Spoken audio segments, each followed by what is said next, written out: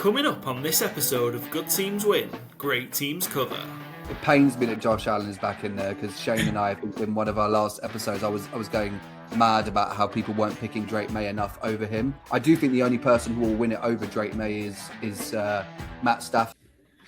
Welcome back and thanks for joining us here at Good Teams Win, Great Teams Cover. We're here for our NFL Week 16 preview show, and it is a jam-packed show with extra Saturday games. We've got two guests joining us, and I am, of course, joined by my usual co-hosts, Byron and Joe. Gentlemen, welcome to Week 16. How are you both doing? Buzzing, yeah. Big Week 16. Not, I've got some games that don't matter so much, but some really big ones. So looking forward to diving in, and an awful lot of Ireland games this week. So I've got a lot to do, so get that pace up. Plenty of Ireland games, plenty of bets. Joe, how are you getting on? Ready for Week 16? Yeah, let's just get going. Why not? Let's just get going. Yeah, let's just jump into it. So Week 16 gives us two Saturday games. We've got a couple of extra bonus Ireland games, as Byron mentioned. The first one, it's the Eagles at Commanders. Eagles 6.5-point favourites. Over-unders 44.5.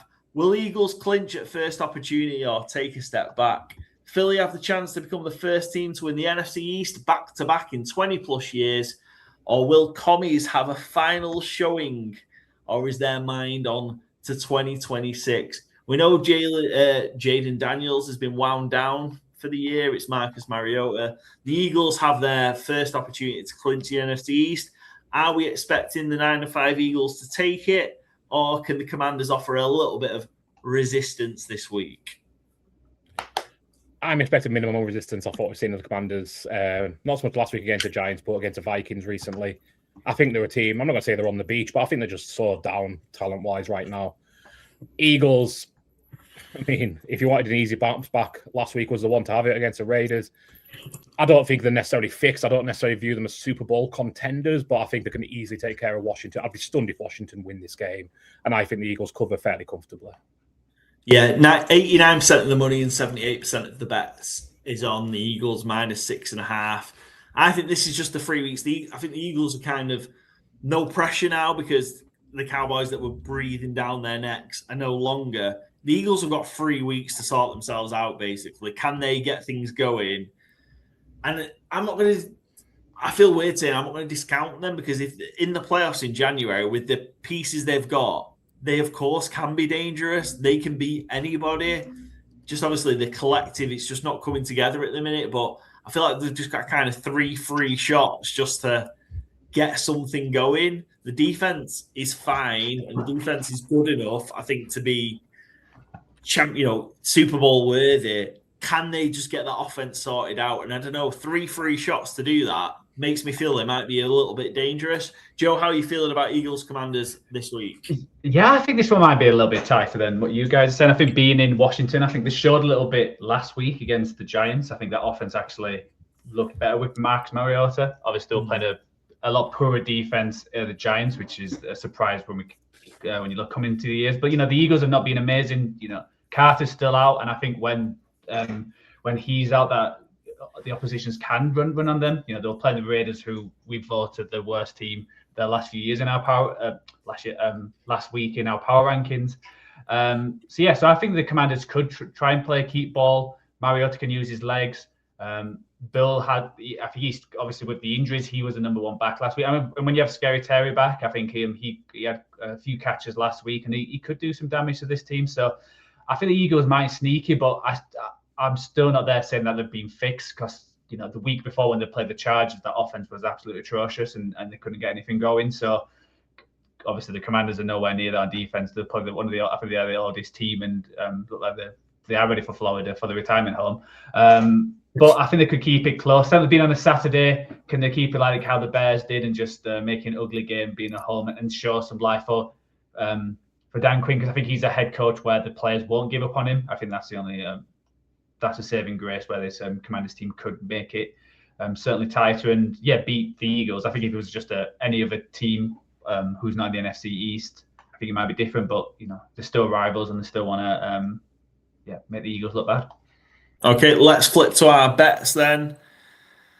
Give me the under. I think this might be a bit of a struggle. I think it could be very eerily similar. And I know Marcus Mariota is more of a threat than Kenny Pickett and that Raiders offense. But I think it could be quite similar where the Eagles find it quite comfy and end up winning by kind of like a couple of possessions and just not really allow the Commanders to score that much. So I've gone for under 44.5. Not what we want for a standalone Ireland game on Saturday. One that we was going to, a repeat of the NFC Championship game that was picked out.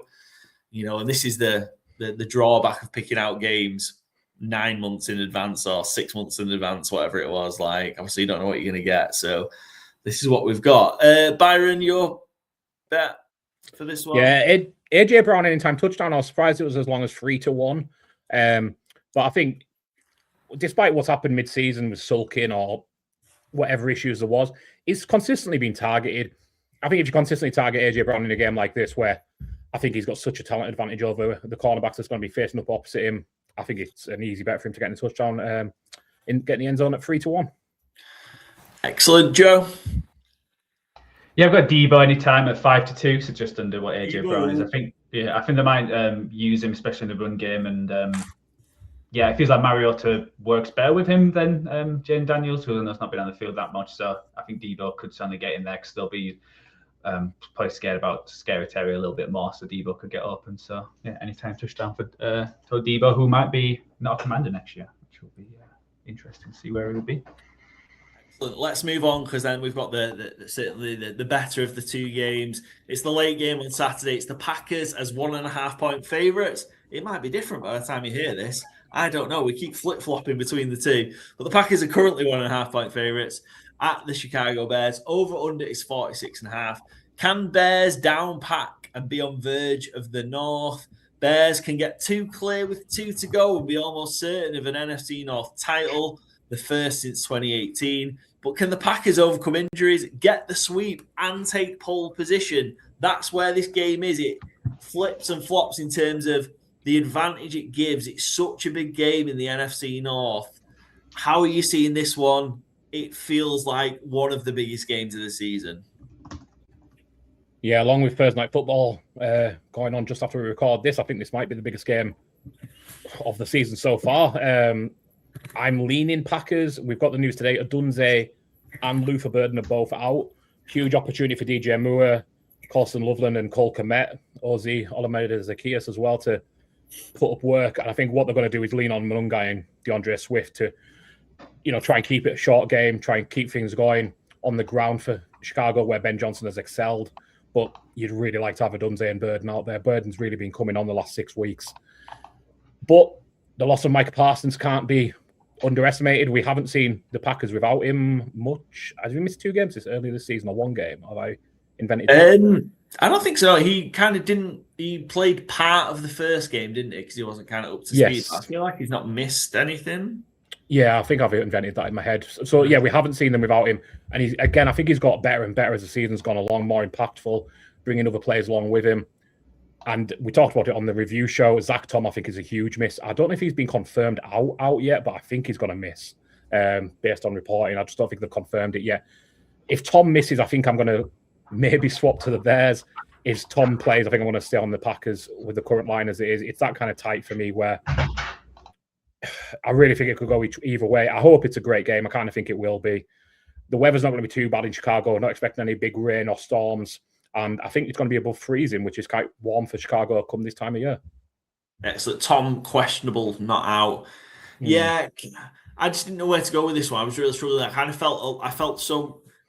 I initially felt really good, comfortable with the Bears as underdogs, and then it flipped, and then I just didn't really know where to go at all with this one. So, yeah, I just think it's such a big game. My gut says just kind of the Packers with their know-how find a way to get this done, which I know is like a really bullshit, waffy way to describe it, but I just kind of think that's where this game is.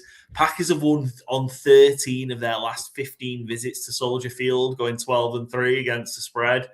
I just think Ben Johnson's been incredible. Don't get me wrong. I just think I'm thinking about this game. I'm just backing Matt LaFleur. That's kind of where I'm at with this one. I know they've got the issues, and I don't know if Christian Watson is Christian Watson potentially going to make this one or not. I don't know. I think he's only questionable. He's questionable as well, yeah.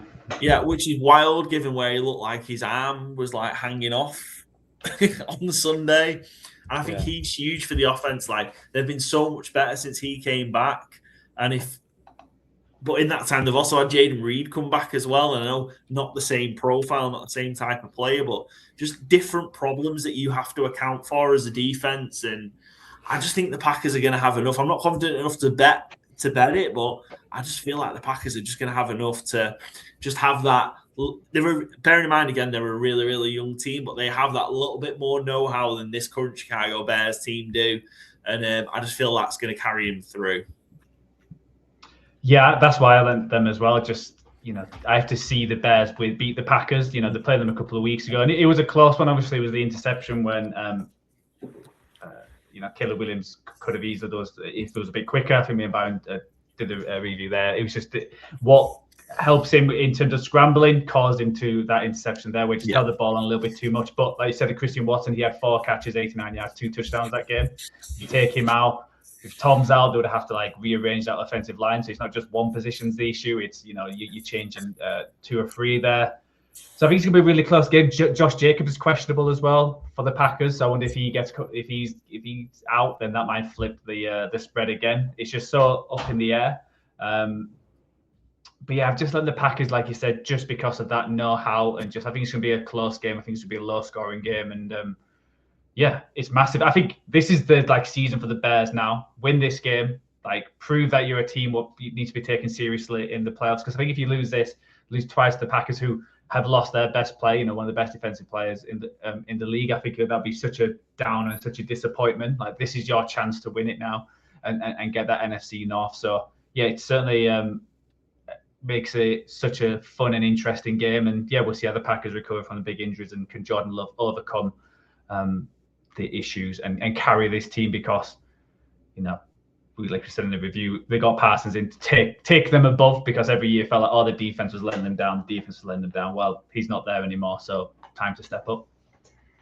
So let's have a look at our bets. I'm a little bit the opposite to you, Joe, because I'm going to go over 46.5 in this one. I think the Packers have found something offensively, and I think I mentioned that it was on the back of that Thanksgiving game at Detroit.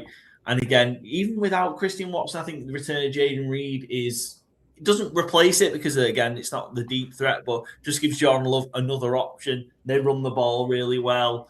And I think the Bears, again, minus not having to go against Micah Parsons, I think potentially the Packers, rest of the D-line becomes a little bit less effective, and there's potentially a little bit more time for Caleb. And I know he's going to be missing Roma Dunze again, and I know I think Luther Burden's injured, but there's enough there in Loveland and DJ Moore and others where I think the Bears can still score points, and the running game's still really good. So yeah, I'm going to go over 46.5. I think we might have a drab early game in Eagles Commanders and a more exciting later game in Bears Packers. So give me the over 46.5. And 6 of the 7 Packers road games so far have hit the over. So give me the over again. Nice. I'm going Caleb Williams anytime touchdown. Another 3-1 touchdown bet for me. I think he might be a bit longer price than that, actually. I think I might have him at 9-2. Anyway, Caleb Williams anytime touchdown. I think with the 2 wide receivers being out, I think Ben Johnson might get in his bag of tricks a little here. Caleb Williams is really good scrambling, really good at finding little spaces. He's already got 3 rushing touchdowns on the season, but none for a couple of weeks. I just think this kind of game, you might see him get something schemed up here. So Caleb Williams 9-2 anytime touchdown for me. Joe. He's 9-2 confirmed. I didn't update the deck before it went out. Cheers. That's on me. Definitely 9-2. Yeah, and Byron said it earlier. Honestly, I was just going to jump in then as well. Yeah, Swift and Manungai both get touchdowns at 23-4. So I think they're going to lean heavily on this run game with like you said, with the players out, and just what happened with Caleb last time. The Bears are the best when they run the ball down a team's throat, which they've done plenty of times this year. So yeah, Swift and Manungai both get TDs at 23-4. Excellent. Let's move into Sunday. Usual, this is where we'd normally start the episode, but we've got 2 great games on the Sky Sports slate on Sunday. And you know what? Shout out to Sky Sports. They've not picked by team. They've picked the right games this week to be the main games on their channels. And it's the NFC. How great is it that the NFC South takes center stage at 6 o'clock on week 16? Just what a great great thing it is. It's the Buccaneers, the 3-point favourites at the Panthers. Over/under is 45.5. NFC South takes the stage. Does anybody want to win it? Both teams slipped up last week, giving us 2 games in 3 weeks to decide the division. Who lands the first blow in Charlotte? It has come down to this: the 7-7 Bucs against the 7-7 Panthers. They play each other twice over the next 3 weeks. Who lands the first blow? It's a tie. That'd be great. I was going to say, is there anything more NFC South than division on the line? Not quite prime time, but one of the games of the week, 7-7. That would be great. It's so beautiful. It's so NFC South. I absolutely love it. And I don't really know where to go with this game. I feel like we're saying that a lot this week, but there's so many of these games that are so tight. I've lent the Panthers on ATS because they're at home and they have a 3-point advantage, and both teams don't look like they know how to defend. So that's really an issue.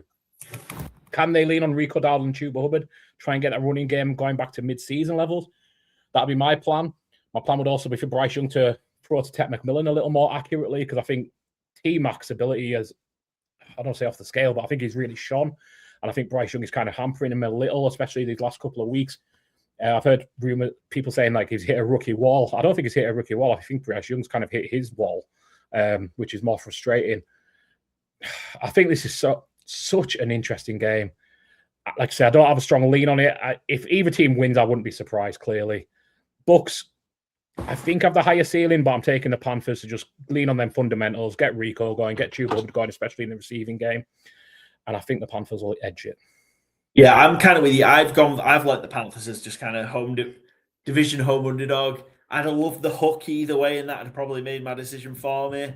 But yeah, I think it's going to be so tight. I think it's going to set us up for a great Week 18 game, though, because I think inevitably I don't know where we're at. Hopefully it doesn't get ruined in Week 17 with the winner of this and then the team losing twice, so we don't have a Week 18 decider. That's what we want. Well, we know it'll be 8-8 going into Week 18. Yeah, 8-8 going into Week 18 is the perfect spot we want to be in. Or 7-7-2. Ooh, that'd be great. But yeah, I've just lost all of my trust on the Buccaneers. I really have. That last weekend, again, you shouldn't overreact to 1 week. Just the falling apart against the Falcons has really kind of just made me think like this Buccaneers team is just, it's just not the same team that we've seen over the last 3 or 4 years. Love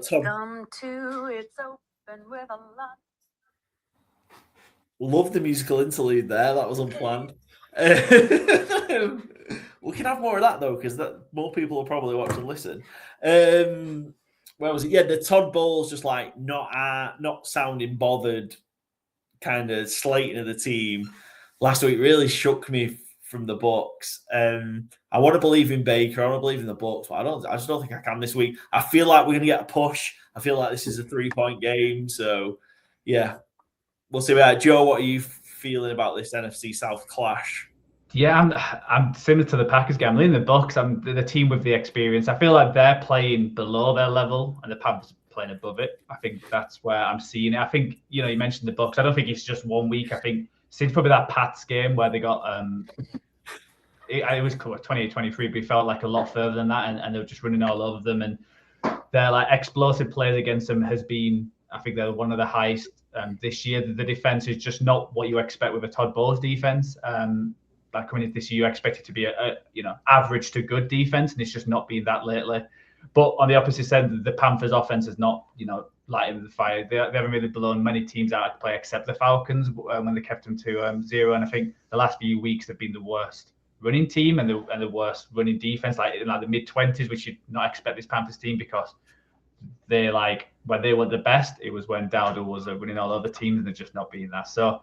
Yeah, I'm going the Bucs. I think it's going to be big. I think the big players step up. I think when you look who's going to step up, it's definitely the Bucs. So yeah. Excellent. Let's move on to the bets. I feel like I've been burned by going for NFC South overs. I feel like I've been burned on a lot this year, just with one of the teams. I feel like this could end up being a really kind of fun game. Panthers need to bounce back after last week. They just shit the bed against the Saints, having kind of the 2-possession lead and letting the Saints come back on them. And I think, again, the Bucs can offer so much more. So, Yeah, I'm thinking a fun game, hopefully. Fun game in this spot. Give me over 45.5. There's not too much logic to it than that. I appreciate at this point I should have, a raft of stats or whatever as to why this is the over. Not the case. Give me a fun NFC South game. Let's showcase the NFC South in the Sky Sports early game. Love it. Yeah, I have gone. This one is 3-1. Chris Godwin, anytime touchdown scorer, scored last week. Workload's been ramping up a little. And I think this is kind of game Baker is going to go to his old heads, the guys he knows and trusts. Mike Evans, I think, probably gets in there as well. But yeah, Chris Godwin, anytime for me at 3-1 is my bet. Excellent. Joe? Yeah, cheers, Byron, for, again, helping my bet ender. Yeah, I've got Mike Evans 100+ receiving yards coming for the hour, coming for the man. He showed it against the Falcons where he's such like the perfect wide receiver for Baker, where Baker just thinks, fuck it, I'll just throw it in that area, and Mike Evans will come down with it, and he's like bigger, stronger than most cornerbacks. So yeah, I think Mike Evans another huge game for him at 17-4, so just over 4-1 at 100+ yards. Excellent. Let's move into the Sky Sports late game. And this is a great thing for the late game. Again, teams that we don't necessarily see or haven't seen as much in there, but two teams that fully deserve to be. It's the 10-4 Jaguars at the 12-2 Denver Broncos. Jaguars are 3-point underdogs. Over/under is 47. Stakes are mile high in Denver. Who lands key victory? Broncos have a clear path to the number 1 seed, but the Jags are leading the way in the AFC South, trying to hold off the Texans, whose big-time players will step up. How do we feel about this one? Again, I've talked a lot about, I cannot believe this Jaguars team is the same one that I saw 2 months ago. Maybe I do need to believe it now because they're 10-4 in a big spot at the Broncos. Can muscle in, maybe? Can they muscle in on the number 1 seed, potentially? With the way things are falling out, what do we make of Jags Broncos in Denver? Well, I love this game. I think this is a really good one. Two defenses playing really well. Trevor Lawrence playing the best football of his career, I dare say, the last few weeks. I know you had that one really. Ask Joe about that. He's not a big fan. Not sure what Trevor Lawrence has done to annoy him. I gave him a bit shout out the last few weeks. All right, fair enough. Joe always starts his Jags takes with, I'm not a big fan of Trevor Lawrence. He's done nothing to warrant being a big fan of recently, really, but recently he certainly has. And, Bo Nix, I think, has upped his game as well recently. I think this is just a fascinating game. I've lent the Jags just because they're getting plus points, but would you be stunned if the Denver defense is the one that really comes to play and shuts down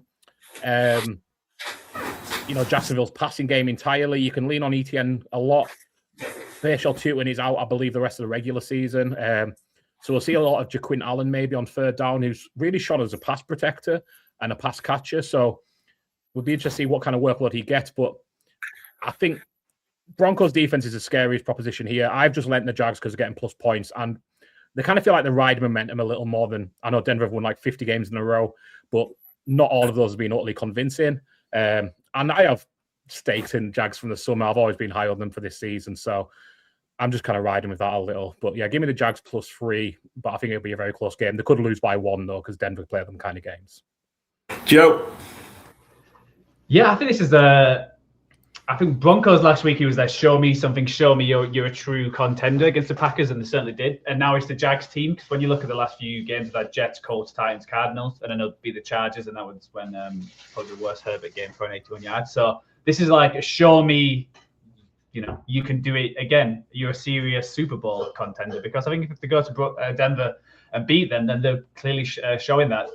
As Byron said, the defense has been showing now, getting plenty of interceptions, and yeah, Trevor's played great the last few weeks. Can he do the same against when you're not playing the Jets defense, you're playing the Broncos defense, which is probably a flip of the type of defense you're going to be playing. So, and I think this is big for them, because when you look, if they lose this game and then the Texans win out, which I think is certainly possible, then the Texans will be above them based on conference record. So again, this is big for the Jags just to get that home field advantage to begin with, because they feel like a team who might need that. And if Trevor balls out again, then everything I've said start of the year is obviously a load of bollocks. And Trevor's turning into what we expected him to be. So, huge game I think more for the Jags. I think if the Broncos, it's a close game. The Broncos did win that. I don't think I'd change my opinion on the Broncos because they've won plenty of big games. But this Jags team is like, now, okay, show us who you really are. Can you continue that with your running game? Obviously, it was great getting Brian Thomas back last week. In him showing up with a couple of touchdowns, and we've talked about Jacob Myers. So just getting more and more weapons for Trevor is certainly helping them out. And it's such a fun and exciting game, and could be a playoff game going forward. Be a repeat, my gut just says I think the Broncos just can't have too much for them. Like, I don't want to again overreact to the Jags have been. So I overreacted to maybe how bad the Jags were in London, and then I don't want to overreact to how good the Jags have been in the last few weeks. I think they're probably somewhere in the middle, and I just think the Broncos just know how to win. Just know how to win football games, which is a very scary proposition. They've won 11 in a row. They've also won 12 games in a row at home. The Denver Broncos 9-3 against the spread in that 12-game run. So, Joe, do you want to flip over to the bets? I'm going to take the Broncos minus the 3. Again, I'd love a hook here, but I'm going to take the Broncos minus 3. I think they're just going to be too much, and they're going to slow down that Jaguars offense. It's been really good recently, and again, Bo Nix is starting to look a lot better. I just think the Broncos are going to have too much for the Jags. Not a massive indictment on the Jags, but I just think the Broncos have too much. I'm going to take Broncos minus 3. Byron. Yeah, I am going a Trevor Lawrence rushing touchdown. Oh, maybe he catches one, but touchdown that isn't a throw-in touchdown. T-Law TD? Yeah, let's go T-Law TD. Got one last week. He's got 6 on the season already. I almost feel like his best red zone weapon, not so much now Jacoby Myers is actually shining as someone who can catch the ball in the red zone, but I almost feel like the best weapon in the red zone is Trevor Lawrence. And especially Bachel Tutin being out now, again, might open up a little more of that creativity in the playbook. And let's get Trevor Lawrence going 5-1. Joe? Yeah, I've got a defensive or special team touchdown at 3-1. I think it could be either team. Both can take the ball away. And when you got someone like Marvin Mims, Byron's number 1 player in the NFL, he certainly can get some special teams possibilities as well. So, defensive or special team touchdown. Excellent. This is our designated game this week for our number 1 history chat. So the Jaguars are 5-1 ATS all time at Denver. The over is also 5-1 all time in those games. The only time the Jaguars haven't covered in Denver was the 25th of October, 1998. And Joe? Number 1. Was the UK number 1 on the 25th of October, 1998. It is a certified. You broke up there, Paul. It is a what? Banger? It is a banger, yeah. It is a great tune. Is it Jamiroquai, Virtual Insanity? It is not. That does qualify as a great tune, but it's not. Thank God. Yeah. Joe, any thoughts? 98. Oh. 98. You said it's a bangers throw me out because I had a few other ones that stuck in my head, but it's not Peter Andre, is it? That's too late. It's far too late for Peter Andre. What about All Saints 98? It feels like their era. Oh. All Saints was It is a solo female artist. Is it Gabrielle? American.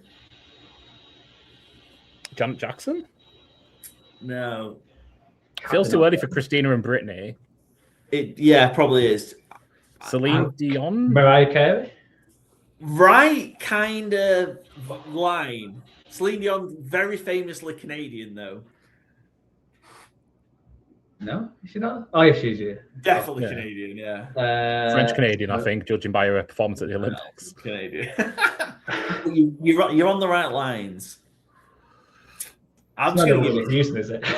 Well, you're not going to get it to. It's not Whitney. It is Share, Believe. Oh, what a banger. You're absolutely right. Should have got that. Should have got it. Absolute banger, yeah. What an anthem. Yeah, it is a great record. But yes, Share Believe was the number 1 last time the Broncos covered at home to the Jacksonville Jaguars. A long time ago. Not too long after the Jaguars actually came into existence. Right, we're going to jump to our guests now. I know we're half an hour in, but we've got 2 cracking guests joining us to preview Sunday Night Football. It feels strange. We've got all this time into the season and we've not got some New England Patriots fans on to brag about how good they've been. This is where we're at. So we've got Shane Brennan from the Irish NFL Show and Skye from the Franchise Tag podcast together. they combine to make the Pat's Pals podcast. Synergy. They make the Pat's Pals podcast. So, we're going to preview Sunday Night Football with Shane and Skye, and they're both going to take on our 4-fall challenge. Joining us to preview Sunday Night Football this week, we've got not one, but two fantastic guests. Joined by the Pat's Pals, we've got returning guest Shane Brennan, also of the Irish NFL show, and new guest Skye from the Franchise Tag podcast as well. Gentlemen, welcome to the show. Skye, first of all, is a new face to Good Teams Win, Great Teams Cover. Welcome. How are you doing?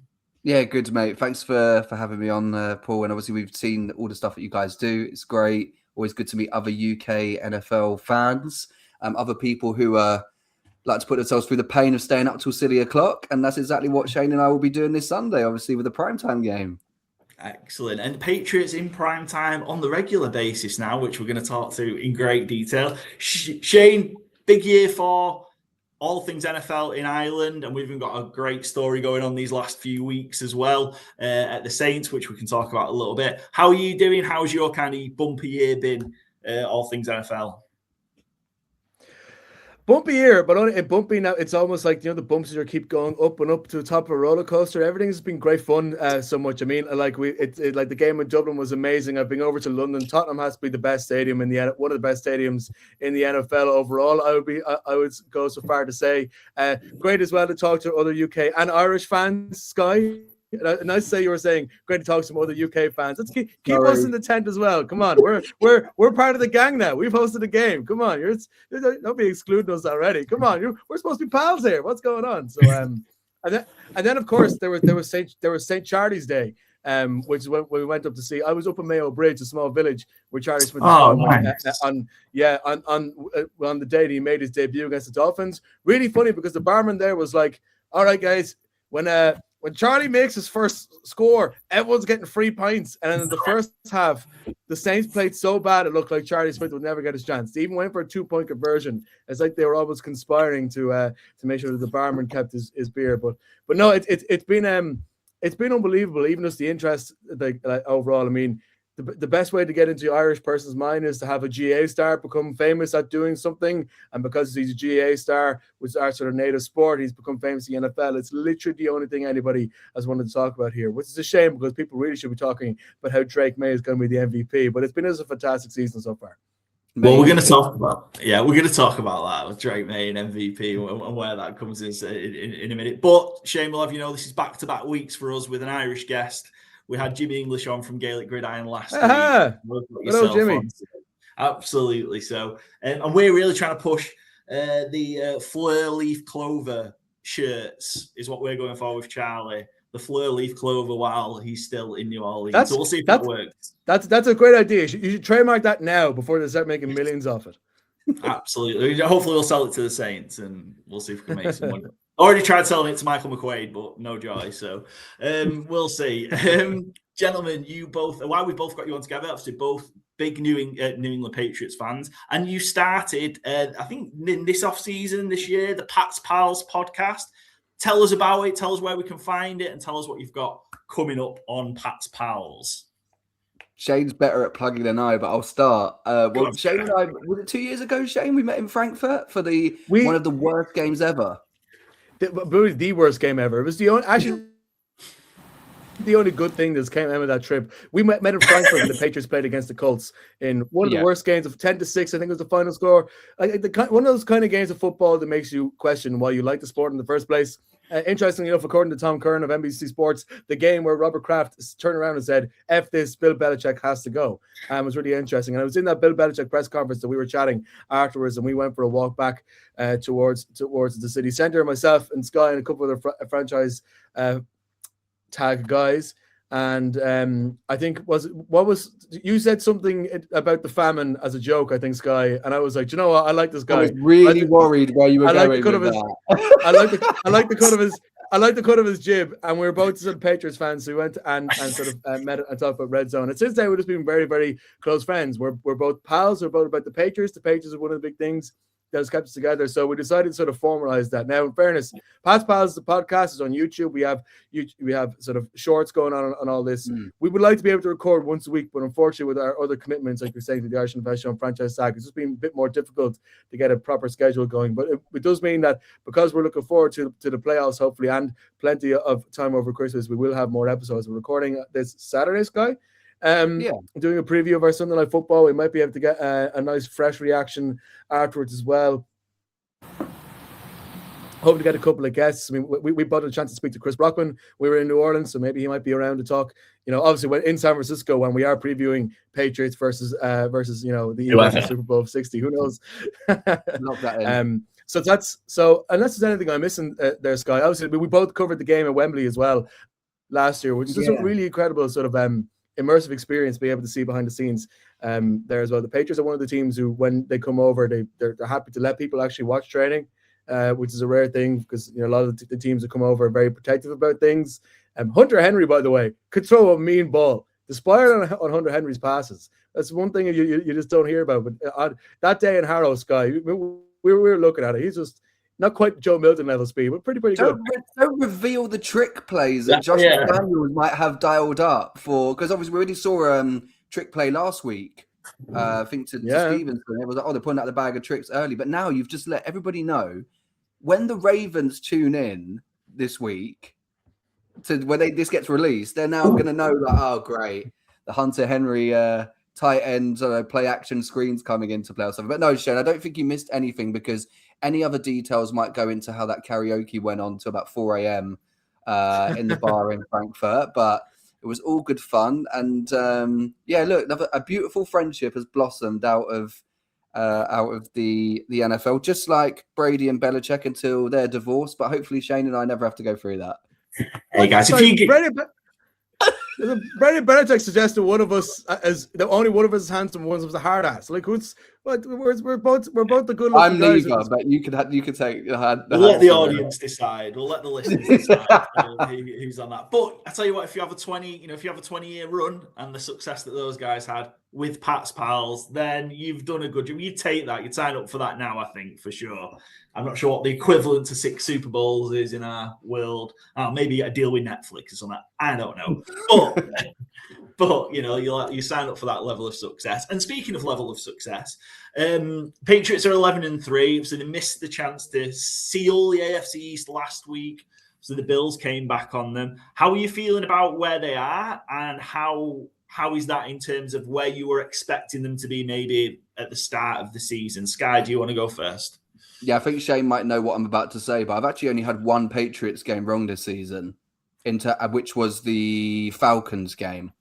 Obviously, there was the big win on the road against the Bills. I think that's when people started to take us seriously.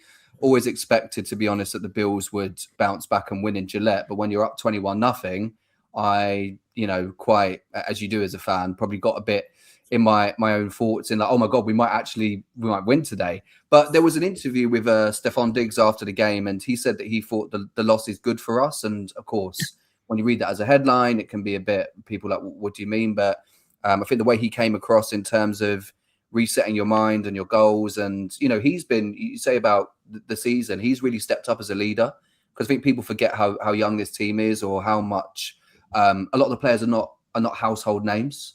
And Vrabel and the coaching staff have had to coach them up to the level that they're at.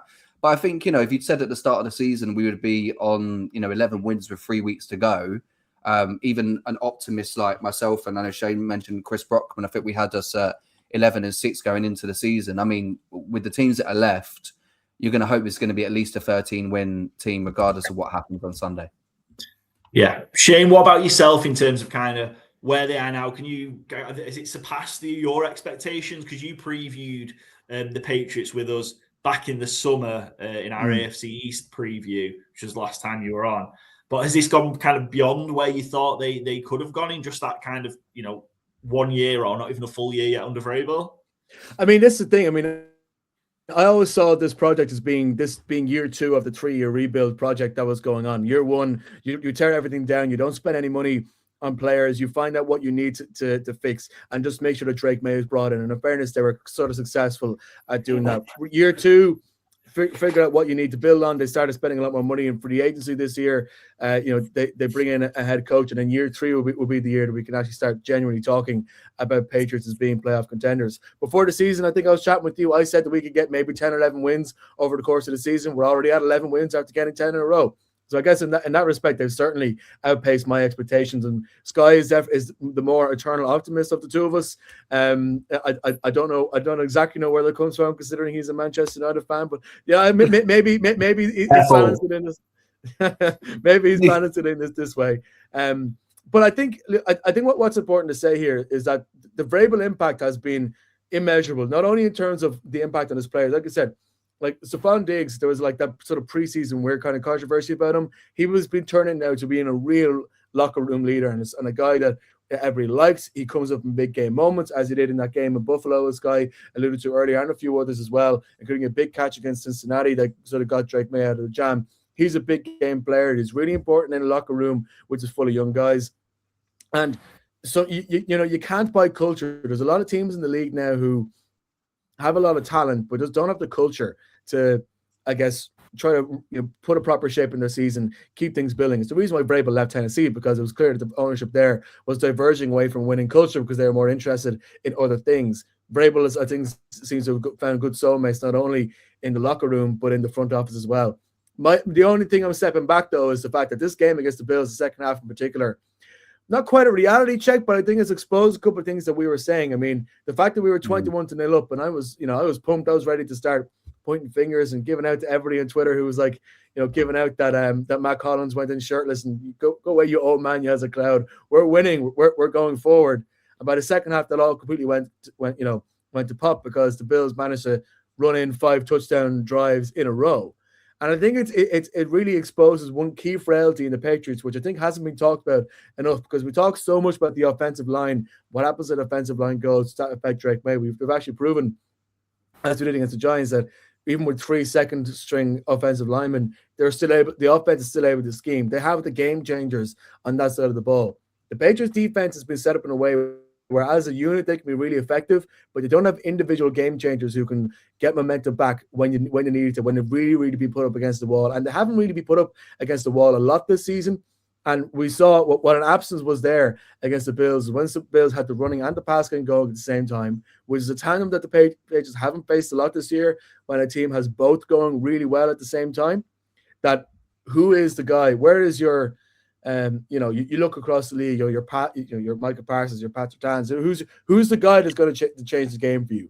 And the Patriots didn't have that. And I think that, to me, is worrying. I mean, this game against the Ravens, we won, that I've been worried about for a long time, and we'll talk about a little bit more later. But in terms of where I'm feeling, obviously everything has outpaced my expectations. But I think that the nature of that defeat to Buffalo, I think, has been a sobering thought. But that doesn't necessarily mean that they can't bounce back for it. I think, as Skye was saying, a lot of the guys in the locker room might use that. This might be a loss that has come at the right time for this team. And is there a piece in that second half where that is just kind of what happened in the second half against Buffalo, Skye? Is that just part of the learning process of this team, in terms of, maybe you wanting them to see maybe just keep the ball a bit more, and because they had the home run hits and the big plays, but they didn't have the sustained drives, and then the defense being able to slow the Bills down? Is that just going through that process of these big games and the experience of what you need to do to win them? Yeah, I think it is, and that's why the wins over the Buccaneers and the Falcons were so important, because obviously they help you in these situations. All right, that didn't work out the way it did on Sunday, but I'm sure Mike Vrabel will turn around and say, we've been in these close games and still come out on the right side of it. But yeah, I think annoyingly, maybe we're just caught a bit off guard with the way that, like Shane said, for a team to put up 5 consecutive sort of series with touchdowns. I think Josh Allen went into his Superman mode, which we see that he's done for years now. And Vrabel obviously spoke very highly of him after the game as well, as you would, one of the best quarterbacks in the league. But again, that's something for Drake May to look at when they look at the tape and say, I think he has, when he come into the league and we looked at Drake May, we saw him as a Josh Allen type. With the way he plays football, he can make all of the throws. Not every quarterback can, but with his arm talent, to be able to display, a lot of those deep hits throughout the season. Even the one on Sunday, I mean, they didn't challenge it, so we got away with that one. But May's obviously been great, and I think it's just about obviously just also sticking to the game plan. I think a lot of it, like you said there, Paul, with the Trayvon Henderson plays, I think we got away from maybe running the ball a bit as the Bills got closer. And that happens with a young team. Sometimes you think, I just need a big play here. But with the coaching staff that's in place, you'd hope with all the success that McDaniels and Vrabel have had, again, you chalk this one up and say, if we're in that situation again, it's about keeping these young guys calm because we know that we can execute because of look at where we are with our record. Yeah. And on that, we're so close now. There's just 3 weeks of the season left. So it still needs to do a little bit of work to clinch the AFC East. It's still in their hands. They're still in quite a good position. It's, realistically, if you're going to lose one, this is the one that you lose because you can't afford to lose one of those divisional games. But again, heavily favourites that the Patriots will get it done. When it comes to January, hopefully February, you guys are hoping for, but when it comes to January, when you look at how do you feel the Patriots stack up against kind of the rest of the AFC teams? We've seen the Broncos go on a great winning run, and there's the Jags and Texans are looming large. How do you guys kind of see the Patriots stand up against the rest of the AFC? Shane, if you want to jump in and take that. I think they're fortunate in the AFC, not the NFC. I mean, I was saying this in the Irish NFL show that there's about 5 teams, if you took out of the NFC and put it in the AFC, they would clearly be favorites. And I'm including, the fact that the Broncos are obviously on this great streak and managed to, pick up a pretty big statement win against the Packers in that. I mean, they still don't look entirely convincing now. The idea of going to Mile High Stadium, even if it is for, of course, remember the last time the Super Bowl was held in Santa Clara, the AFC Championship game was between 2 great quarterbacks of their generation in Peyton Manning and Tom Brady. And they went in there. And of course, Peyton Manning managed to make his way to Super Bowl 50. Ahead of Super Bowl 60, that might be revenge in the cards. But that's the one, I think there's 2 teams who I am worried about. The Broncos, because I think sometimes when a team has a knack for winning games, even when they're not playing well, then it just becomes a part of their identity. I mean, we saw this with the Chiefs for so many years. And I don't like the fact that Bo Nix just played the best game of his career in December. That's kind of frustrating from an AFC point of view. And then outside of that, you look at the AFC, whoever wins the North will have them. The Bills, especially if we host them in a playoff game, I think we have a pretty good chance. We always match up well against them. The Jags, I think, might be coming in for a bit of a late season slip. The Chargers have a lot of injuries and are being coached fantastically well. But we saw them even when they were in a better position last year that they dropped a playoff game. The Houston Texans, my God, I do not want to play the Houston Texans. Not in Foxborough, not in Houston. That defense is very, very scary outfit and a very scary opposition to go up against. You're trying to make sure you get enough turnovers and time possession that you just keep that defense off the field and you keep things sort of calm, consistent in that situation, which the Patriots can do. But that, to me, is the toughest position to be facing the AFC. But I'm looking forward to the playoffs. I think we can win. Definitely, I think in the AFC Championship game is definitely within our reach, depending on how the draw goes.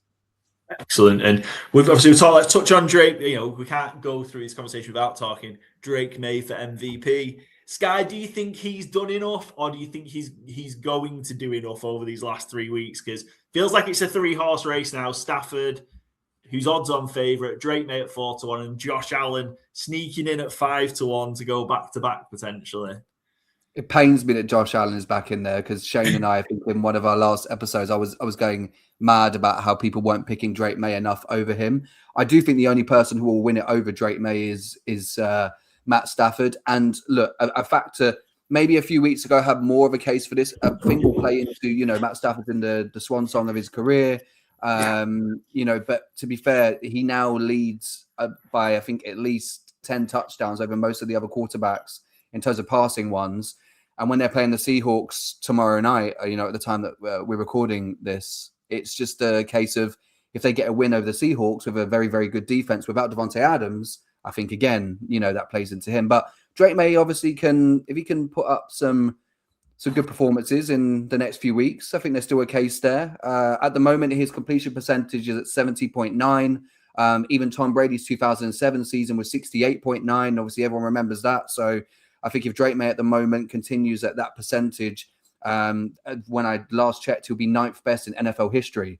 So to have a season where you're in the top 10 come the end of the year, I think that speaks volumes to a guy who's only in the second year. And, again, as I mentioned before, there's not a lot of household names on that offense unless you're a Pats fan. So he should be within the conversation, and rightfully so. I would love it if he wins it. But if I take off the Patriots cap for a second, I think as we get into the back end of the season, it's probably Stafford's to lose. Yeah, excellent. And just give us I'll talk one from both of you guys. We talked about May, and you mentioned kind of there's not been the household names there, Skye, in terms of maybe that the other teams have, or maybe that we've had in previous Patriots teams.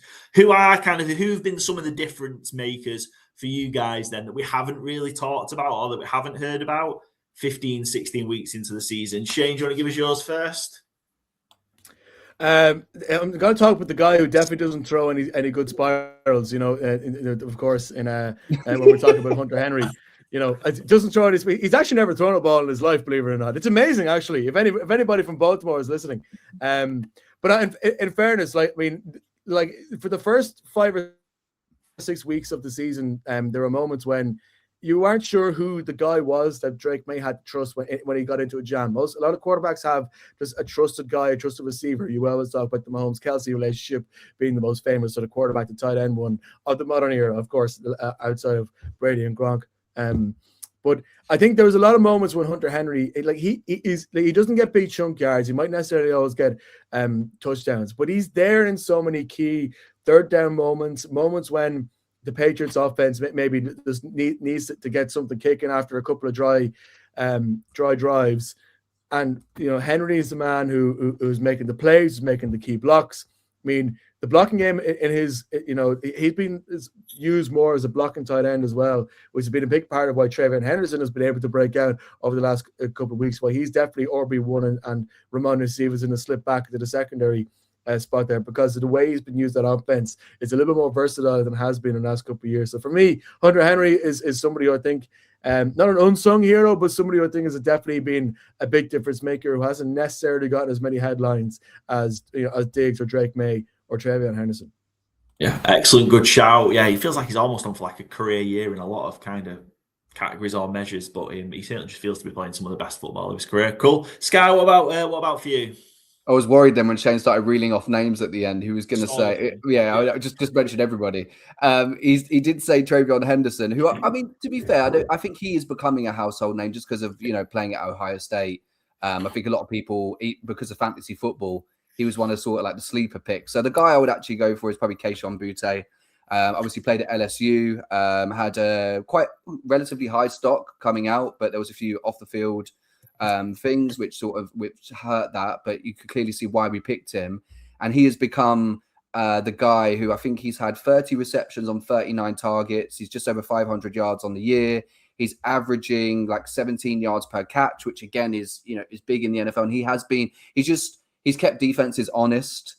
He's opened that up, and that's always what you need. And I think, for the future of the Patriots, a guy like Kyle Williams with his speed as well, there's two guys there where if you can have two speedsters who can, get separation, that will open things up even more. But at this point in the season, we've seen Butte come up, huge in a lot of games. I think there was Titans, Saints, the Bills catch that I mentioned, the 30-yarder on Sunday. So, those are the guys where, if your back's against the wall against a team like the Houston Texans, again, I wouldn't want to play them. But a defense like that, when they're getting pressure early, it could be sort of, one of those deep balls that can just open things up. So let's hope he continues the run that he's been on. Excellent, good stuff. Yeah, good shout as well. So especially early in the season, I think he was very, very impressive. Sort of, obviously, it's kind of a real slow start to his career, but he seems to obviously things click sometimes with somebody, and he's become very, very reliable for Drake May. Awesome. Right, let's get to the game then. This week it's Sunday Night Football. That's what we're here to talk about. So apologies for our terrible pun. We've got one of these for all of our preview games. But it's the Patriots as 3-point underdogs at the Ravens. The over-under's 48. It's Sunday Night Football, and it delivers a blast from the past. Late season game in Cham City. Sell it to NBC. Sell it to this is what Shane loves it. I love it as well, but Shane loves a pun. Yeah, this is the hope of our show. The whole reason we run this show is hopefully we're going to hit big on one of these, sell it to one of these teams or somebody, and then we can retire. Like that's the whole. That's the whole. Carrie Underwood to sing it. Waiting all day for a Sunday night. There we go. I think we could be onto something. I don't know. A lot of swings and misses to get to this point, though. Like we're 16 weeks in before we come up with gold. So, but yeah, this is a bit of a blast from the past because we used to seeing Patriots Ravens games, big playoff implications, playoff games themselves. How's it how are you guys feeling about the challenge of the Ravens, especially where they are? Because they are getting a bit desperate now in terms of they're still a game behind the Steelers, need to take that to week 18. They could really do with a win here. Paul, when you mentioned games of history, then Shane knows I'm always loving to throw a blast from the past. This game reminds me of 2007. We played the Ravens and won 27-24 at M&T Bank Stadium. And going into that game, they were 4-7, and obviously the Pats were 11-0. And it almost has a bit of a similar feel. Of course, the Ravens are actually in playoff contention this time, but they're a team that's sort of a bit banged up, been going through their own adversity. The Pats, as we know, are going to be in the playoffs. But I think the main thing that comes up when you play Baltimore, especially against the Patriots over the years, is always going to be a hard, tough game. And that's why people love to see these games in prime time. I think, we are still unbeaten on the road. The only team left in the NFL who hasn't lost a road game. It's the 6th best pass offense. We're averaging 241.8 yards per game, going up against a defense which is ranked 26. So, as I was talking about with Butte before, this is the sort of game where you probably look to attack that pass defense. And the rookie's name, I think Buchanan might elude me, but just got injured. So Cole Hamilton might have to move up from the secondary into that spot. I know their secondary is good, but when you come up against the Ravens, defensively, that's sort of, as a AFC North team, all of those, well, unless you're the Bengals, all of those teams are known for having great defenses. So I think that's where the biggest thing for me is. And again, when I said about playing the Bills and not wanting to get away from your game plan, I think almost attacking them early with getting those running backs out of the backfield, getting Stevenson and Henderson involved, and then maybe opening up some mid to deep shots later on is the way to go. It's not going to be all our own way because, Baltimore obviously are still in contention of winning that division. But when you talk about playing teams in the playoffs, I think you'd rather play the Steelers than the Ravens. So if we beat the Ravens, we potentially knock them out of contention. And I think a lot of teams would be happy. No matter what anybody says, a lot of teams would not want to face Derrick Henry and Lamar Jackson come January. Yeah, absolutely. I think you're spot on with that. You don't if you can avoid letting the Ravens in, we talked about that with the Bengals a lot. Don't let them in. Don't let them in. And then they didn't. I feel like Ravens are that. Don't let them in because if they can get there, they might make some noise. Shane, what are you seeing as kind of like the key matchups or the key battles in this one for Patriots at Ravens? I can't believe what I said. I think we'd rather play the Steelers and the Ravens in the playoffs. Who do we lose in week 3, Skye? The Steelers. 5 turnovers, though. We let them win that. That is remarkably true. We gifted that. That was Aaron Rodgers' retirement present. That game was. So I think the key thing is here is obviously Patriots offense needs to stay consistent. I mean, I've often said on the podcast, you can't win games playing one good half of football. The Bills got one last week playing one good half of football because they picked the right half to do it in. The Patriots, I think, I've had a lot of games here where they've come out flying, and we've seen a lot of these teams who end up becoming really reliant on the 10 or 15 scripted opener plays that they always sort of practice in training with. They know that's how they're going to start the game, and because of a really good start, and they just can't really improvise to keep things going the further to get onto the game. I don't want to see the Patriots becoming anything like that. I really want to see a good second half and being adaptable. What I think is benefiting the Patriots, the fact that this is going to be a very physical game. We're not facing a Superman, Josh Allen, who is bursting with creativity, because there was the fact that Lamar Jackson is still just not playing at 100% of his level that we know he can do, and we're facing against a run game. I mean, Lamar Jackson only attempted 12 passes last week, completed 8 of them. There's a lot of the work was done by Derrick Henry. A lot of the work is done by Lamar being able to sometimes it's check down plays and just not using, like, his receivers aren't getting a lot of ball. I mean, like Zay Flowers, in fairness, managed to get nearly 70 yards out of only 3 receptions last week against the Bengals. But I mean, that's just the kind of game we're facing here. It's a physical tough battle. So for me, it's obviously like run defense going to be key. It's staying consistent on that. It's what's frustrating with the Ravens offense is the fact that they run their run offense in a way that's actually very difficult to predict, because you don't know if it's Lamar going to take it. You don't know if it's Derrick Henry going to take it. They have a lot of misdirection. Their offensive line play is still one of their strong points, despite the fact that many other areas of their season they've dropped back in terms of performance from wide receivers and performance from the defense, as Scott was alluding to earlier.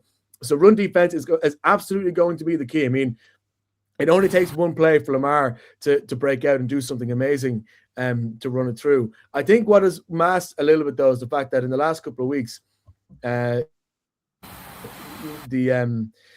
Ravens have played against teams that just don't get a lot of turnovers. And when the Ravens play against teams who get turnovers, they actually tend to do some pretty stupid things. Remember on the Thanksgiving Day against the Bengals? Yeah. You know what I mean? And then against the Steelers a couple of weeks ago when likely, you know, again, didn't have a touchdown where he completed. You know, Lamar is in prime time lights, and I think actually the fact that it's flexed out might sort of give us a mental boost in this one. Lamar in the prime time lights has the ability to do something completely boneheaded, and I think that the defense has to be ready to pounce on those mistakes. So I think I still haven't made my pick on this one. Like, we have a sheet in the Irish NFL show to make our picks each week. Is the one I still left blank because everything is telling me the Ravens are going to win this game, but I don't know. It does seem like the physicality element of that plays into the Patriots' hands a little bit.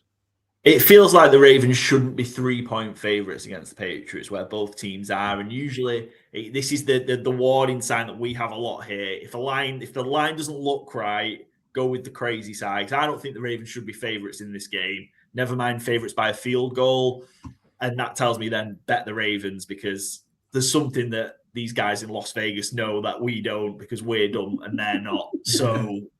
Yeah, that's kind of usually how this goes, but it's not obviously not always the case. Give us a score prediction then before we get onto our own little betting challenge that you're going to do for us. Oh, I love a throwback. Like I mentioned that game in 2007. Let's go 27-24 Patriots. I think in that game, Brady, I know. It was Tom Brady to Jabbar Gaffney.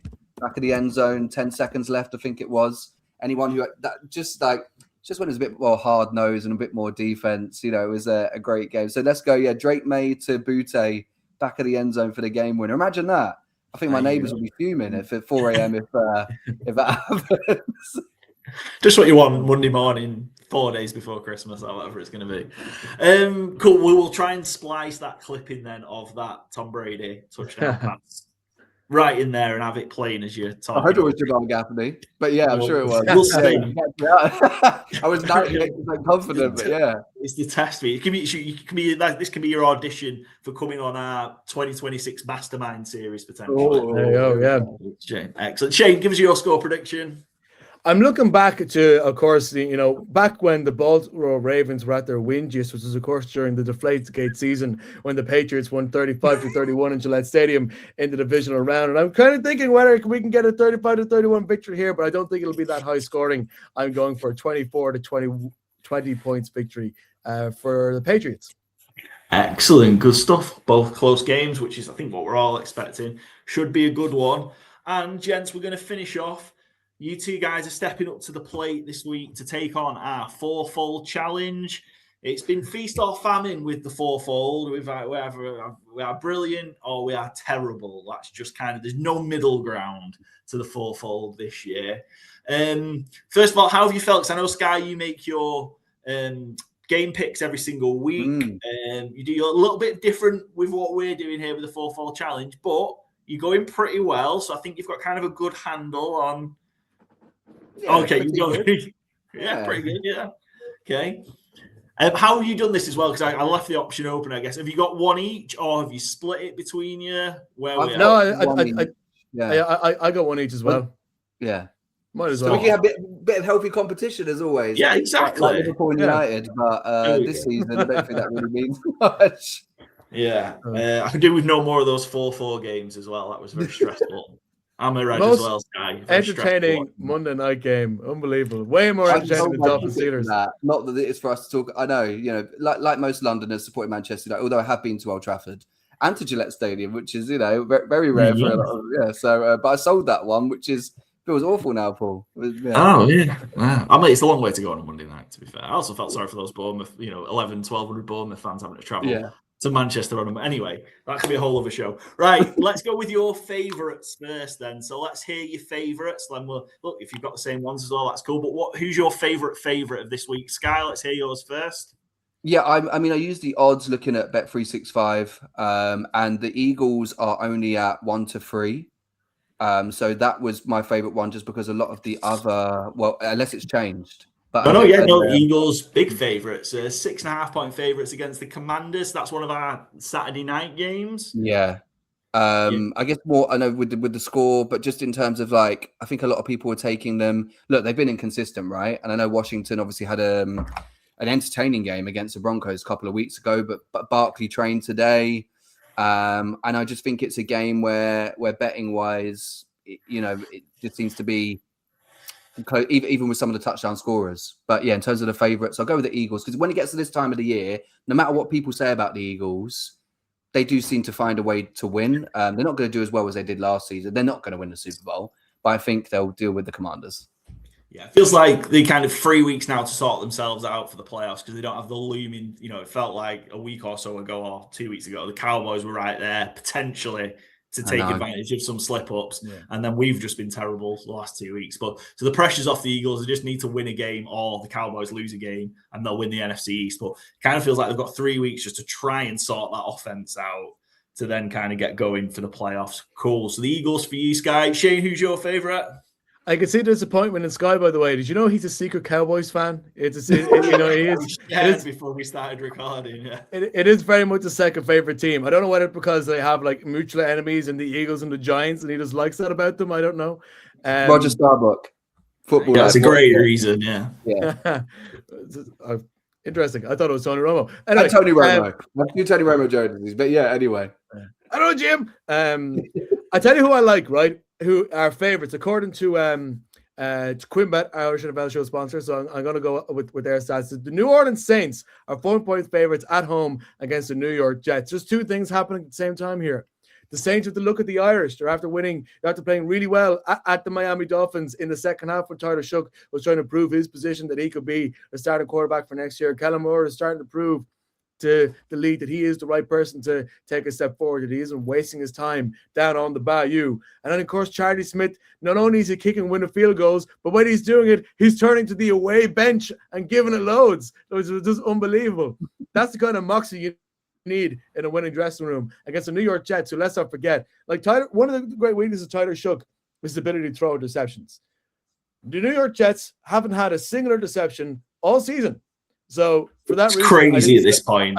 I think the Saints are good for at least a touchdown on that game.